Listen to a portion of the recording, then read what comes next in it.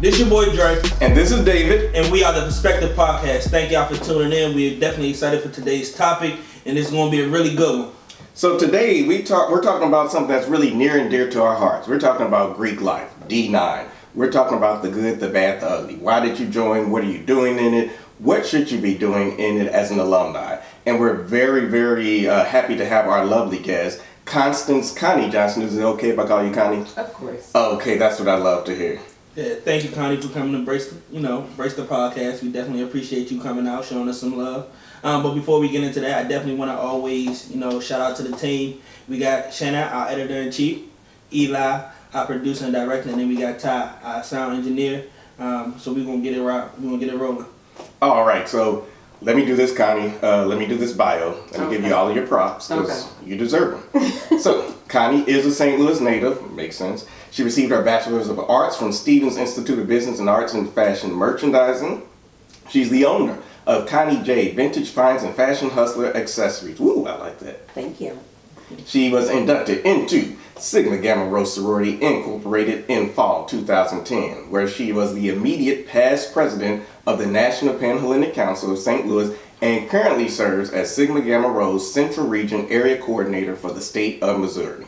Connie, welcome to the Perspective Podcast. Thank you for having me. Yeah. So how you feeling, Connie? I'm feeling good. Good. We definitely, like I said earlier, we definitely glad to have you here. And before we start, I think we should let everybody know that today's drink is brought to you by Andre Champagne with the orange juice, simply orange juice. So when you add those two together, we have what's called mimosas. Yeah, and very light-skinned mimosas. Very light-skinned mimosas. Mm-hmm. So let's just jump right into it, Connie. So, tell us, why did you join your organization? Well, I joined for the service aspect, actually. So, growing up, I have always done community service. I've always been a servant to my community, and that's how I was raised. So, when I looked up organizations and I compared them, I did my research, and Sigma Gamma Rho is what was for me. Okay. And this was back in fall 2010. I had just graduated high school, my sophomore year of college. So, that's definitely good. That's not one of the same reasons why I joined my fraternity, Alpha Phi Alpha Fraternity Incorporated, Spring 19 initiate of Epsilon Lambda chapter here in St. Louis. I was about to say, disclaimer alert, I'm also a member of Alpha Phi Alpha Fraternity Incorporated, Epsilon Lambda chapter. I'm Spring 16 initiate. And I'm the ace of my line. Congratulations. Anything after the ace, I do not understand and do not know. And that's why us deuces don't really pay attention before and after. Well, we love before because we got to help them up. But let's get into this. Mm-hmm. You ready, Dre? Yeah, absolutely. So, kind of a big question that always comes up, like, why did you join the alumni level and not college? That's true. Actually, when I was in high school, I looked at Greek organizations, and I didn't go to a traditional four-year campus. So when I went to school, I didn't think that it was no longer an option, but ran into some people in my organization, and they, of course, gave me the elevator speech. I did more research and was like, you know what? I can do the grad thing. Because, it's not just about strolling and stepping, which we still do that in grad, but you can definitely find more ways to fulfill yourself, not just on an undergraduate level. So I have definitely enjoyed my journey on the graduate side. Yeah. So what's been the biggest success since you joined? Like, what has made you so happy about joining that sisterhood? I would say success is, with our Greek letter organizations, of course, of the Divine Nine, many of them have already reached 100 years. So a lot of our foundations are a little old school. So I would say some of the things that I would like to celebrate as being that I was the youngest one that came into my chapter. I came in when I was 25 in a grad chapter of more seasoned sorors. Mm-hmm. So it was fun to start to give them ideas and fresh ways to look at things and understand that, maybe the way that those things worked before, it's time to transition. So I think that's one of the biggest things, is that I've had so many of my senior sorors commend me for bringing fresh ideas, a fresh focus, a fresh vision. And I think that's important for us to talk about is, on the alumni level, I think people think, okay, so that you guys just meet up as old people and reminisce about the old days and that's it. Right. And we need to let them know that being active on the alumni level is just as vibrant, if not, I almost want to say even more important sometimes, than the collegiate level. Oh yeah.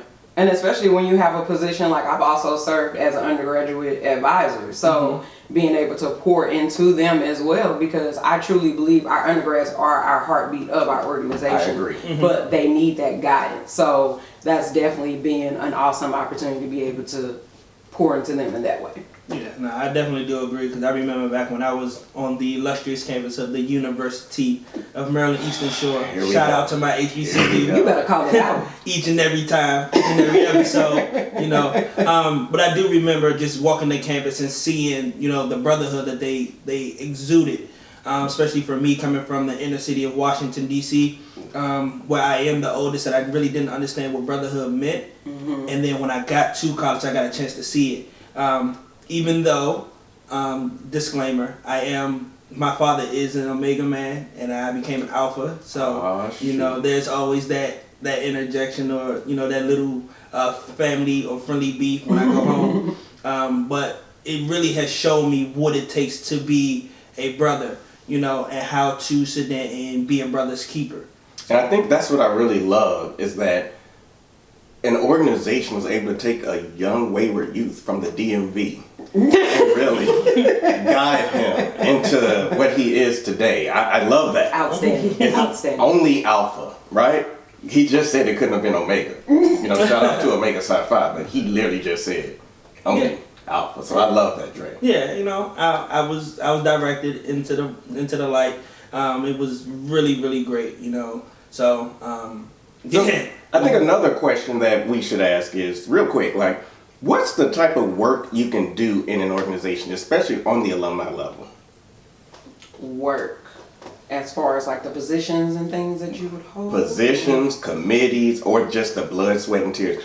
Disclaimer, Alpha Phi Alpha Fraternity Incorporated is a non-hazing organization. So that blood is coming if you actually trip while you're walking, or if you scrape your hand by doing there you go. You let them know, Connie, you know this. Yes. Well, I mean, there's so many opportunities. So what I always tell people, and I've also served as a vice president, so I was over membership for my chapter as well. And the opportunities are endless. And I always tell people, remember why you joined. And when you give us that speech and we grill you and we go over all of that stuff, stay true to that. So when you told me you wanted to do this, I'm going to come back and ask you, do you want to chair this committee? Right. Because you told me that was your interest. I like that. So my biggest thing was jumping into things that that I wanted to learn more about, being able to network. Network was the biggest thing. We always look forward to conferences, and I would serve on a conference committee. I serve on regional committees as well, because our organizations is big. Our organizations are bigger than our city that we're in, and so you have to, like I always tell people when we go to conferences, don't just hang out with your chapter. You should be going with everybody else so you can learn things and grow and serve in different positions, because you never know what it'll lead to. I tell people all the time, if your Greek experience is just St. Louis, you're missing out. We have a district level, which is the state of Missouri. You have a regional level. Then you have the general office of the entire country, the world. It's like there are literally hundreds of thousands of brothers, of sisters out there for you to get to know and get to meet. Don't limit your experience to just your local chapter. Absolutely, absolutely. Yeah, and it kind of reminds me, when you sat down and you was talking about, understanding your purpose and things like that, it reminds me of something that I was told, if your why don't make you cry, then it's not for you. What's a why? My purpose. So my why was pretty much, I did it for my brother. I lost my brother in my sophomore year of college. And one of our last conversations was that we both were going to become members of Alpha Fraternity Incorporated. So when I lost him, I kind of was in a dark space for a little bit. But then after that, I actually got a chance to sit down and really understand and realize that I'm no longer living my life just for me. I'm living it for him as well. So, that really pushed me through the finish line and kept me going after so many years. So that's how I look at it. There's that deep Dre we all love. That's a good We all know and love, right? So, real quick, all this work, is there any play? Is being Greek fun? Man, it's lit. I stay lit. So Liddy. You wasn't partying or anything yesterday, were you? I mean, you know, I might have shook a monkey or two. Okay. Dun, dun, dun, dun, dun, dun, dun. See, look, y'all gonna get you right. Where's the music? Where's put the a hump music? in it. That's it.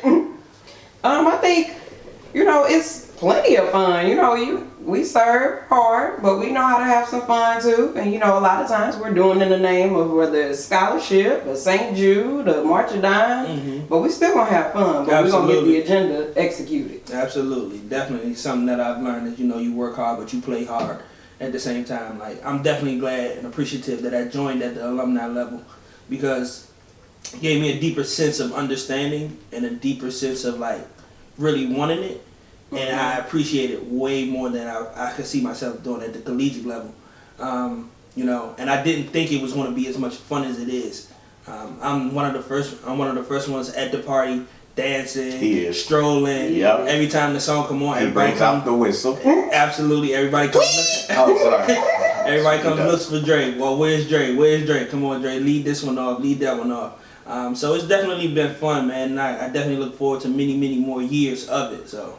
I think one of the common misconceptions, because even I had it, I thought, okay, I'm going to get into alumni Greek life. So good, I get to come out, do community service, and go to meetings and do more community service, and I'm going to have brotherhood. Next thing you know, I was about to say I'm stepping, but no, I'm more like strolling. And then as an older person, I have my 3, and after that, you just throw up the 5. But you're at parties, you're networking, you're going to galas. Yeah, look. They can't lie. Old bones don't lie. These bones don't lie. There you go. But you go out and you realize that, wow, I have a network of people that can go out. It's not just the Greek events anymore. It's I have camaraderie. I have friendships now that I can call upon to do other stuff. So what about this networking aspect?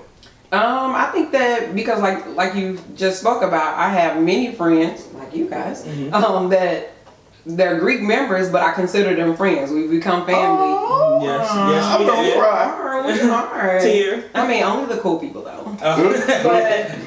But I think that with the networking, you know, with being able to, I know sorors who have, of course, relocated, found jobs, they found their housing, you know, things like that, and there's been sorors that have gone to bat for them. I've had sorors that have stood up for me, sorors who have helped me out. So, you know, it's all in being able to show them, you have to show them your character.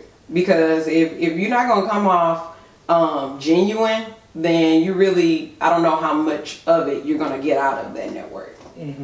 So one way that I look at it, like right now you have Greeks who are listening in to us. And they're either shaking their head like, what are they talking about? Or they're like, yeah, they're right. But what about those people who are interested in Greek life? What about those people who have put off that journey because they were like, well, I thought it was only for college, but maybe I can do it from the alumni level. Let's start talking to them. Let's talk to them about how has Greek life affected your life, your mentality? Because a lot of times people think I can still be me, be Greek, and still be me. How does becoming Greek maybe change you or change those around you? It's a balance, because we know with our organizations, like we always talk about, you know, I'm Constance first. I didn't need any letters. Connie! I'm Constance. But, you know, it enhances who you are. You know, it adds to your repertoire, but, you know. Repertoire. But Big you words, have. another degree. My type of word. Wait a minute. So, I mean, you just, it's hard. It's a good balance. It's hard, but I think that as long as you're able to be secure with it and find good, solid people and just do your research. Like, you may think that you were interested in one organization in your undergrad experience because that's who showed out on the campus, but that's not who you were really interested in. Or your friend joined the organization in undergrad, but did you really want to do that? Or do you see yourself doing that now as a person that's well into your career, things like that? So our biggest thing that sticks out is time management. Yes. Like, if you're really trying to contemplate, if you're ready to go ahead and join an organization, you really need to ask yourself, do you have the time? Because you don't want to come off as that flaky person. You don't want to come off as a person who continue to signs up for committees and never show up. Right. And to be honest, we all know that a big part of our alumni organizations is being financial. Yes. But Lord Jesus. Organizations, Wait, come. You gotta drop your money. Because One it is time- not cheap. It is not cheap. One time for the $600-700 I just dropped last month to be Man. active next year. to be old school and say I'm a card carrying member. Oh, okay. So, you know, it's that balance, and you have to, when I was over membership, I would have real conversations when people say that they're interested and they're like, well, you know, I didn't get a chance to do it in undergrad, I'm ready in grad, and I'm like, you need to understand, are you ready? Because Sigma Gamma Rho is not going anywhere. Mm-hmm. So if it's not the time, don't waste our time. Absolutely. I tell people all the time, Alpha has been here since 1906. It's okay. We're not going anywhere. We're not. This isn't your time. Please come back when it's time for you. Not when you think, I Exactly. need to be one now. I gotta Right. do it. Then we can decide if we're going to extend you an invitation. Yeah, because you definitely got to, like everybody said, you know, you definitely got to make sure that you got that type of time commitment, because I'm not going to lie, Alpha can really be something like a full-time job, you know, outside of work. So just, you got to be able to manage your 9 to 5 and then manage Alpha on top of that. It can be a headache, but the successes on the back end is definitely worth it.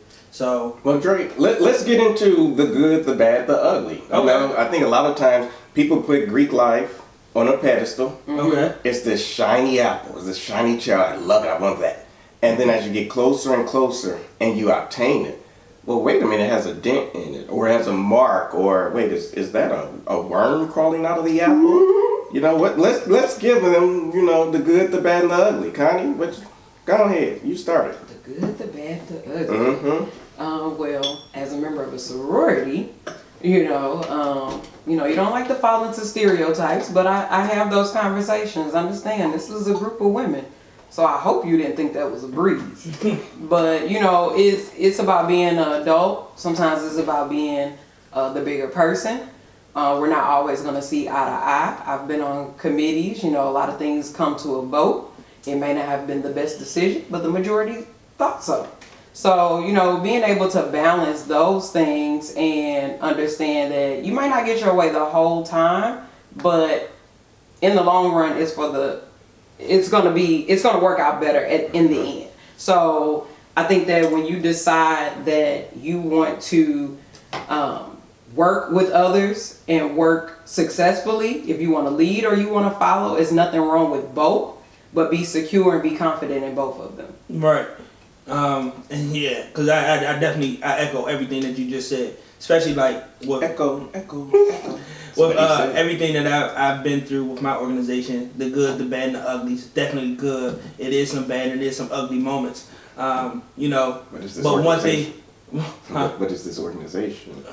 He can't be talking about the great illustrious Alpha Phi Alpha. Yeah, absolutely. Alpha is great. You know, Alpha is first. We are first. But at the same time, like we aren't perfect. So a lot of people think that when you join these organizations, that automatically you become perfect and things like that. But you got to realize that, you know, it's just another title that you add onto your name. Mm-hmm. So like you say, you got to be genuine. You got to be yourself throughout the entire process, even after you're done.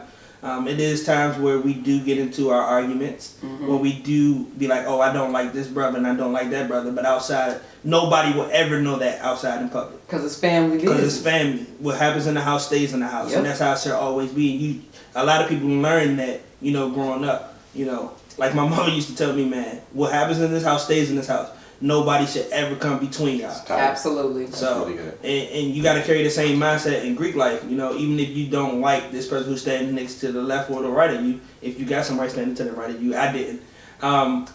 But, you know, you just got to realize that everybody is here with the same intention, with the same mindset. Like, they want to see you succeed.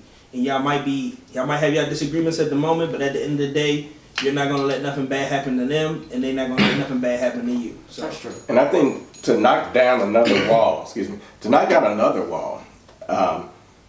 we like to think, okay, it's a group of guys, a group of men. They're gonna have this machismo. It's gonna be okay. It's not gonna be like sorority life. you find out men has feelings too. They have feelings too. Absolutely. And you may vote one way, or you may look another way, or you may forget to grip this brother up, or you didn't hug me, or you didn't. And next thing you know, you got beefs you don't know about. Yep. You got factions forming. And now, as a leader, because now I'm a leader in the organization, I have to find a way to mend those fences. I have to find a way. I get that you're mad at each other, but we still have this event in 10 minutes, and they're expecting both of you to go out there and host. Right. So what do I need to do to get us back on top to get there? Right. Right. So David, what positions you hold? Oh shoot. Okay. So I was gonna go into this. Was it me, or it's like I joined and I was like, I just wanted to sit in the audience and watch the meetings just run. Next thing you know, hey, Brother Robinson, you want to be the recording secretary? Well, not really. That's good. So come be the recording secretary. So I've been the recording secretary of the chapter, sit on numerous positions, numerous committees within the chapter. And then from the state of Missouri, I was the executive director, and I'm currently serving as the Area 1 director, which is it's the local college chapter, the local alumni chapter, and then I have a chapter in Southeast Missouri state that I'm over. Okay. I'm also a regional IMDP trainer. That means I have to train in the region how to bring in new members. And that's why I have all of these gray hairs to answer the question. Brother, we can't do, no, sir. But what about, no, you can't do that either. But, you know, when we was going through in the 40s, no, sir, we That's don't, exactly what we don't do that anymore. Nope. Okay, so my question to you two, you two have had, top ranking positions and things like that within the organization. How has the organization taught you about your leadership style? How have you adapted your leadership style to the organization? Oh. He stumped us. Okay. But he didn't. So Connie hit on it earlier. I was David Robinson before I joined Alpha. So I already had leadership skills, leadership abilities. What Alpha taught me was how do you mold your leadership skills into what Alpha has, right? How do you take what you know and then do what we call the better making of men? What do you need to do to make these men better, greater, etc.? Be it through your positions, be it through the work that you're doing. A lot of times for me, I like to work through people. So I make sure that I'm there. I'm working with this group. I'm listening to your concerns. I'm listening to your directives. And then we move forward as a team. That way I feel like with a team, we can make this decision and go forth from there. Okay. I think one of the biggest things that stick out for me in my leadership would be the trust aspect. So when I've led and when I've been in, whether I've chaired a committee or actually served in an elected position, the hard part for me personally is trusting someone to execute a task I assign. So, I'm the type of person where I like to just get it done all by myself because I know I can depend on me. I can't depend on everybody else, but I can depend on me. So being able to have that trust where I can call on a certain amount of my sword and say, hey, I need this in a pinch, or hey, I would like you to execute that, and I know that they're on the same page as me, and being able to have that trust that they're going to get it done. And so that also, I would say that would intertwine with the mentorship component. So I take mentorship very serious. Like, we make sure that one is established when you come in and understand that you need more than one mentor. You should not have the same mentor through your whole journey. Absolutely. You need to build on that. I absolutely agree. Shout out to one of my mentors. He helped me find a light. He has shown me a lot, not just about Alpha, but just about who I am. He has told me a lot about myself. So definitely shout out to Mr. Christopher C. Miller. That's my LB. Spring 16 initiate of Epsilon Lambda Alpha Phi Alpha Fraternity Incorporated. He is really, like I said, he was the one who told me about if your why don't make you cry, it's not for you. But he also told me a lot about what the leadership style that I had within me. And being the ace of my line, you have to be. No, I'm not. You have to be able to manage so many different personalities. Oh. That's one of the hardest parts, and a lot of people don't understand that. You have to be able to lead a group of men, a group of strong-headed alpha men, to the finish line. to see the light. And you know, and it's not even and the work doesn't stop once you become an alpha. It just begins once you're done. That's when the real work begins, because you only spend X amount of time of actually trying to join the organization. But once you join, it's a lifetime commitment. Whether you're active or you're inactive, you always going to have that title and that label stuck on you as, okay, I'm always going to be Andre the Alpha. Mm-hmm. You know, I'm no longer just going to be Andre. You know, I'm like Andre the Giant. Shut up. You don't remember Andre the Giant? I'm no longer going to be, you know, Andre, that young kid from Southeast DC. You know, it's Andre the Alpha. You know, it's Andre. Okay, how do you represent yourself? When I go out, I can't go out with my pants sack, and I gotta be able to go out and be able to speak at all times. I gotta be able to represent at all times, because you never know who's watching. Never know. And it's people who come up to you on the street and be like, "Oh, you're part of this organization and that organization.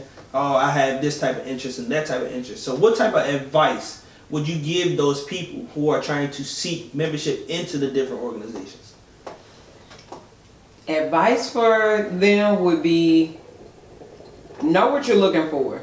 Don't just look at the surface. Actually look. Start to ask people. You may have personal contacts that are in the organization. They're not going to tell you the business, but you can trust them for what they're going to tell you. So you need to find a solid source to be able to make that solid decision. Yeah, and that's real. That's definitely real. What you think, David? I think I was going to follow up with that. Do your research and really understand why are you joining, especially on an alumni level. Because I think a lot of people think they have a view of what a fraternity or a sorority is, and then they get into it and they're shell-shocked. Because they saw something or exactly. And so what I like to tell interests, I say before you join, I want you to go to some of these Greek events in St. Louis, or go to the Greek events, because that is what Greek life is on the alumni level. And if this doesn't seem interesting to you or something that you want to do, then Greek life is not for you anymore. Don't tell me, oh, I don't want to go to that service, or I don't want to go to that party, or I don't do that. Okay, well, this isn't for you. And it's okay. You know? Yeah, and it kind of goes back to, you know, how we talked about earlier about how much fun you had. You know, yeah, it's work, but it's also fun at the same time, and I'm definitely appreciative of my process from beginning to end, and it's still ongoing. You know, I got an opportunity to come to St. Louis in 2018 and join in 2019, but I got a chance to come in and learn the brothers, but not just learn them as a member of the organization, but actually got a chance to learn them as people. You know, to see if they're really genuine, because like you said, Alpha's, your organization is always going to be here. They have survived this long without you being a member. So that might not be the chapter for you, but it might be the right organization. So you definitely got to see what type of organization and which chapter you're trying to join, because there's so many. It is so, just here in the St. Louis area, we have 13 alumni chapters. I think it's 14. 14. Yeah. Yeah, it's so many, you know, and that's just here in this one. That's just here in this one area. So you got to understand the people that you're trying to get involved with, because once you cross, that becomes your home chapter. It'll always be your home. So one thing I would like to talk about, you know, not to sound like high horse, but a lot of people look at Greeks as these elitists, right? They're just these people. They're in their own world. They do their own thing. You know, are we elite? What's the importance of Greek life in this black community? Why do we have black Greeks, you know? You know, I think that we're all going through that change, and you know, our organizations have a historic foundation, but I really feel that now more than ever, of course, during the climate that we're currently in, our organizations are feeling that push to grow a little bit more, because we know the conversation in the last few years has been, what is the purpose of the Black Greeks? But you know, they choose to call on us when they feel like it. Absolutely. So, I mean, clearly with this current election, our numbers are needed, and our service does speak for itself. And, you know, it's two-sided, because, you know, we have our organization members who can write the checks and the ones that go out and do the highway cleanup. You know, there's a purpose for all of us. And I think that as long as you can figure that out, you know that we're good. We're good. We're here to stay. Yeah, and it don't just stop like once you get the one of the higher titles. You know, it actually goes back to just like a simple educator. You know, there's even like some people who do some of the blue collar work. You get what I'm saying? Like custodials and everything else who do that type of work, who are members of the Greek organization. And you never, like we always say, you never know who's watching you. You never know. You know, so those type of things you always got to pay attention to. So you know, you should always be on your A game and everything else. So when we talk about those check writers or those people that's out doing the highway cleanup, what do you think is the future of the alumni level of Greek organizations? Is this something that's going to die out, or is it going to increase? Our college chapters, this is what we haven't talked about. A lot of these hazing accusations are killing our membership on the collegiate level, and it's forcing younger people to join on the alumni level. That's true. That's true. And I think that would go back to our mentorship and our advisors and being able to be hands-on. And one of our biggest things, don't run for an advisor position if you don't ever want to go to the campus. Yeah. So, you know, I pride myself, like I said, I came in as an alumni, but I always support our undergrads. It doesn't matter if I'm available, you know, it's something that I can come out and support. I mean, I'm not going to come out to no undergrad party.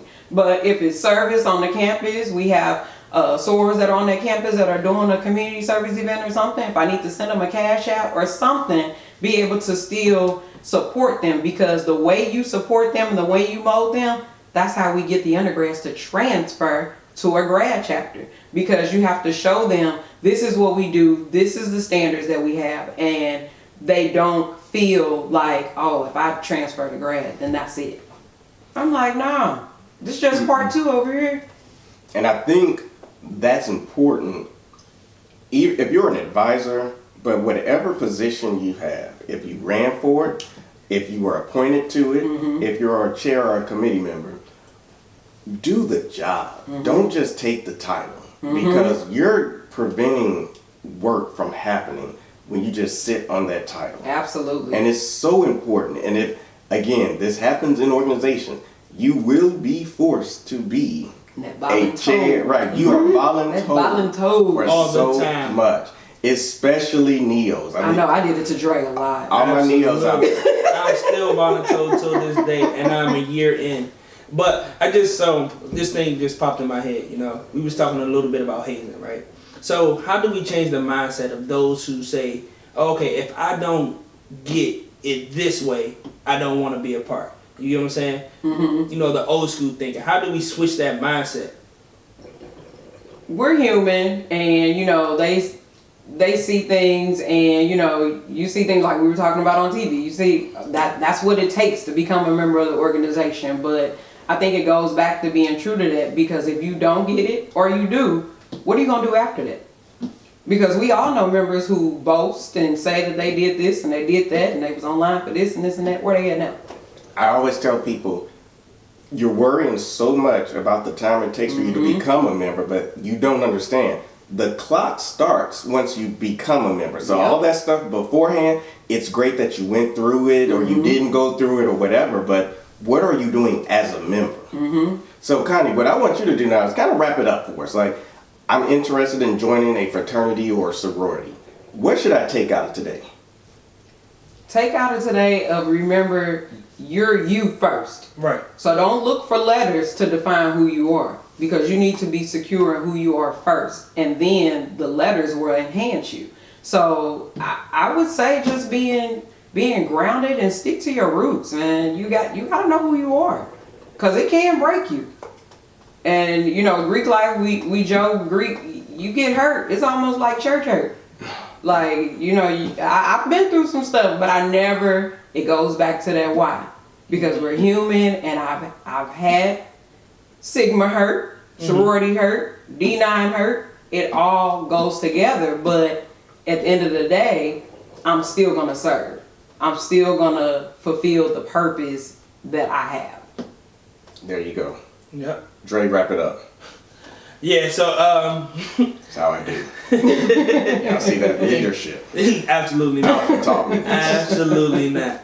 So we about to switch it over. No, he should say thank you, Connie, for joining us today. You see how that was? You're supposed to do that part. All right, well, go for it, David. Thank you, Connie, for joining us today. That was some great discussion. Someone of your knowledge, your expertise. I think it really helps, those who are members, those who are new to Greek life, and then those who are just interested. We don't know where to start, so if I'm interested, this is kind of where I want to go. Mm-hmm. Thank you. Can you stick around for our DM slide? I can. Okay, it's a good one today. Uh-oh. All right, so guys, we're about to talk about the DM slide. The DM slide. Dun, dun, dun. The beauty of it, guys. This is anything that you want to talk to us about. Ask us a question, give us a point of view, give us a topic to discuss. It doesn't have to do with anything of our previous podcast or future podcast. It could be whatever you want us to talk about. Okay. So today, we have a question from Instagram user at Sunny_D_light. And the question is, would you date someone of another race? And what's your reasoning? Ooh, let's start with Connie first. Dang, why I gotta go to me? Let's start with Connie first. They say the whiter the berry, the blander the juice. Who is that? Give me some names. I'm not close to it, but that is not my preference. So I don't discriminate or anything like that, but I know what my preference is my race, African American, but I am open. Okay. I agree with you. I think, yes, I would date someone outside of my race. My preference is someone in my race. Mm-hmm. However, the way I look at it is love, mm-hmm. and sometimes you don't know who you're going to fall in love with. And I think some people might be thinking, no, my person is this, and God is over here like, look, they over there in Chinatown waiting on okay. So what are you gonna do, Dre? So mine, it agrees with y'all. It's not my preference. However, I would. It just depends on where I am in my life. Mm-hmm. Honestly, when I was in Texas, I actually did talk to somebody. Ooh, we had high school. Okay. They passed notes. So we wasn't dating. Do you like me? See or no? We wasn't dating or anything, but we did hang out a few times. And she was of a different race. In those conversations, they have helped me a lot. They helped me see a different perspective, because the way that they were brought up, And a lot of people think just because you don't look like me don't mean you have the same troubles that I have. Mm-hmm. But I've learned in graduate school that actually just because you look like me don't mean you don't have the same struggles. Mm-hmm. So she got a chance to really sit down and show me her life, and I got a chance to really understand that you don't look like me, but you got some of the same struggles. But my preference is always the Black queens. Can I pivot it a little? What about our leaders in the Black Lives Matter movement or our civil rights leaders? What if they had a spouse of another race or they're with someone of another race? Are they still down for the movement? And that's so hard. But we don't know. We don't know the foundation of anybody's relationship. We are on the outside looking in, and I think that to speak to that question, the original question is, those are the conversations you need to have with that person if you guys are going to take that jump. I'm going to only be me. Right. So if I'm dating another race, you're going to always get this. This is who I am. Absolutely. So whether we're going to visit your family or your coworkers or whatever, this is me. Right. And I should be solid and secure when we get home. It should not be a whole uproar because it was so many disagreements because race was an issue. Mm-hmm. If that's the case, that's not for you. Right. And I agree with that wholeheartedly. I feel as though just because you are a different race than you are for the Black Lives Matter movement, I think I still could date you, and I don't necessarily think it should change anything.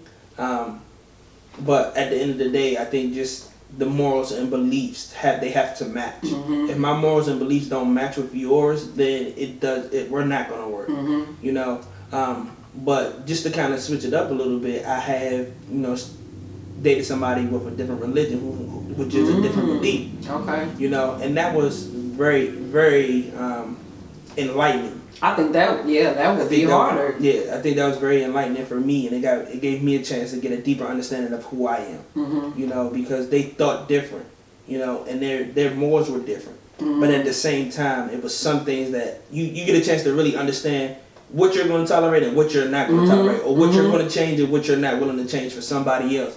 So that's really, really good, and it was a great experience. A question I would have, it's one thing to date someone of a different religion, but that marriage part, because we're dating, so we're still testing each other out, but once you get married in a commitment, how do the two different religions affect each other? Or you have a child, how are we going to raise the child? How does that fit into everything? That's big. Like, I remember, I think it was probably one of the years ago, Love and Hip Hop episodes, and there was a couple that were two different religions, and the conversation started coming up. Oh, you know, we going to my family house for Christmas. Well, we don't celebrate Christmas. Oh, y'all done had that conversation?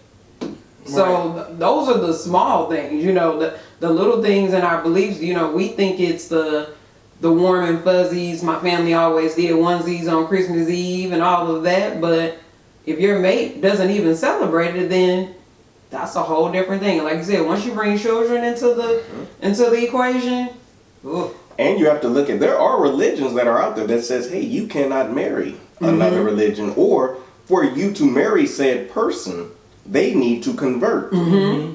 Is that something that you're willing to do, Dre? For me, no. That's my foundation. You know, so I'm not changing who I am for anybody else. I feel as though my partner should definitely enhance me, not change me.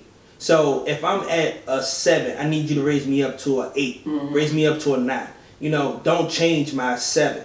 You know, just build upon, because that's the biggest thing I think that a lot of people try to do, is they try to change who you are. You know, instead of just standing on who you are and what you believe in, you know, and everything else should come. I told somebody this last night, is by the time I sit down, and if I don't shed a tear talking to my friends when it's time for me to propose, then you're not the one. If my friends don't know who you are, you're not the one. If they don't, they see you out and they be like, oh yeah, such and such is here, you know, everything good. If they see that she's down, they can go up to her and talk to her, have a simple conversation, then you're not the one. But if they can, and you sit down and be like, yeah, these are my guys, these are my brothers, you know, they will sit down and see me without, you get what I'm saying? Without even having to say a word or say anything to me, you know, then I know that you're supposed to be in my life. Right. Now, women, I will say, don't get too discouraged, because Dre's a Cancer, so 9 times out of 10, he's going to cry. Wow. So it doesn't matter. Wow. Yeah, you know, Connie? It's okay, Dre. I'm a Just a Pisces and we're very sensitive. Yes. It's okay, Yes, as a Cancer. He cried this morning. No, I did not this morning. I did early this week, though. But it's that was cleansing. It was for a different reason. But at the same time, as Cancer, we are sensitive, but we got a deeper understanding of how our feelings work. You get what I'm saying? We do keep a lot of things in, you know, so it takes a lot for us to cry. But when we cry, we tend to let it all out. So boo-hooing, snot, all that stuff. I'm sorry, Mr. Libra. Right. See, we're balanced. So no, absolutely not. Yeah. So on the next topic, but this one isn't. This guy, they're the ultimate Libra, and he can't make a decision. Cannot. We are indecisive. That is true. Right. And what? But we accept you. I don't. See, Connie, that's I accept you. Thank you, Connie. That's why we have you here. I don't. Because you need somebody on his side, you know, because he be all over the place. So to wrap this up, so what we're saying is, hey, yeah, we could potentially date someone from another race, but, you know, we have our preferences, and it goes from religion, it goes from our morals, our values, our beliefs, everything that we have. But it really is about that connection, that one-on-one, that love. Is if I have to make a huge life-changing decision based on my religion or based on your race, it has to be for the right person. It's not someone I'm lukewarm in love with, and then next thing you know, ooh. I have to be fully confident to know where you stand. Right. I got to be confident, and even though I feel as though that I'm not dating your family still has to be a little bit confident in me. You know what I'm saying? Because I know for me, I'm a huge family man, and if my mom tells me no, she feels a certain type of way, I'm going to take it into consideration. It may not change my mind, but I'm definitely going to take it into consideration. And mama hold weight. Oh, absolutely. Now, if my grandmother tell me no, then I'm sorry. Yeah, it's not. You have a nice life. Yeah, absolutely. We could be friends. You know. Connie, thank you. You added to the DM slide today. I really like that. That's really good. Definitely do appreciate For it. everyone else out there, if you have any questions, you need any advice, DM us. Slide into our DMs. Make sure you slide into our DMs on Instagram at the.perspective podcast. Don't just slide into Dre's DMs, okay? Because that's going to lead to a whole nother You direction. can slide in mine, and then we going to answer questions. You see? I'll bring the questions to the group. Next thing you know, y'all married. After we bet them. Yeah. You're right. We got to meet them. Yeah, I would say, absolutely. You got to be my friends. If my friends don't sit here and say, Dre, yeah, or they give me a no, it goes into strong consideration. There you go. So, Connie, once again, thank you so much for coming on today, coming on to the Perspective Podcast. We really enjoyed you and your conversation. Thank you. Everything about it. Everyone else out there, please, as Connie said, make sure you do your research. Make sure you know what you're doing and what you're getting into before you express interest into an organization. Greek life, especially in the Black community, is a lifelong commitment. Absolutely. So if you don't have the money or time for the rest of your life, it's okay if you don't join. Because we still love you. We do. You are still a cool person. Because I'm going to still sell some tickets to them. Hell, absolutely. Right, still come to the parties. We got to fill our table. Because these galas are $100 tickets. You got to buy one. 150 a plate. Hey. But like you said, just make sure y'all follow us on Instagram at THE.perspective.com, and make sure you subscribe to us on Spotify. That's not even it. It's at the.perspective podcast. If y'all go to the Perspective and something else pop up and y'all start getting all those extra windows, that was not me. Dre sent you. I apologize. Dre sent you. They're not me. I apologize. That's my fault. I'm sorry. Let me repeat myself. There you go. At the.perspective podcast. And how can they hear us? And make sure you subscribe to our channels. We are on Apple Podcasts and Spotify at The Perspective Podcast. If you got any questions, just slide in our DMs. We'll make sure we get those on. We'll make sure we answer them. And we definitely appreciate y'all listening. Can't wait till next week. Adios, and we're out.